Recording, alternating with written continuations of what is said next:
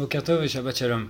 La Parashat Nitzavim nous présente une prophétie qui a un rapport grand et énorme et principal avec notre génération, c'est-à-dire la génération de la Géoula, à savoir qu'il est marqué, et quand viendra le jour après que te soient arrivées toutes ces choses, c'est-à-dire toutes les malédictions de la Torah, et que tu reviendras sur ta terre, et que je te ramènerai, et que je te donnerai la bracha sur tes terres, sur tes animaux, et sur la production de tous tes fruits et de ton argent.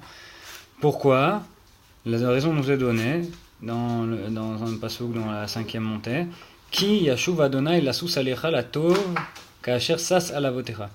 Car Akadosh Baruch Hu sera heureux de toi comme il l'a été de tes pères à nouveau. C'est-à-dire que la vraie raison pour laquelle nous revenons sur notre terre, c'est la volonté d'Hachem qui est joyeux et qui est heureux de nous bénir et de nous influencer, de nous donner sa générosité, de nous prouver sa générosité par ses dons, que ce soit spirituellement ou matériellement. Et c'est ça le grand message aussi de Rosh Hashanah. Dalim verakim dafaknu vedelatecha. C'est-à-dire nous venons frapper à tes portes vides et pauvres. Dalim verakim. Rekim, vide, et dalim, pauvre.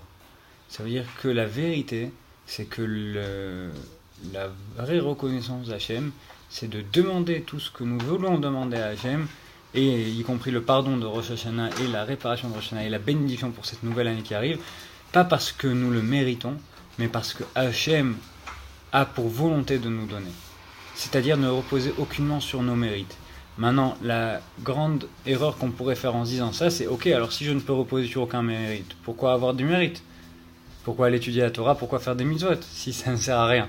Mais la vérité, c'est que ça sert à tout, parce que si quelqu'un n'étudie pas la Torah, si quelqu'un ne fait pas des mitzvot, et surtout l'étude de la Torah qui est qui équivaut à toutes les mitzvot, sans étude de la Torah, on ne peut pas se rendre compte de ce point-là, c'est-à-dire se rendre compte que nos mérites ne valent rien face à la volonté d'Hachem de nous influencer. Et c'est une chose qui demande énormément d'humilité, et l'humilité ne s'acquiert que par l'étude de la Torah. Et donc le vrai moyen d'arriver à comprendre que nous ne reposons pas sur des mérites, c'est justement d'avoir beaucoup de mérites.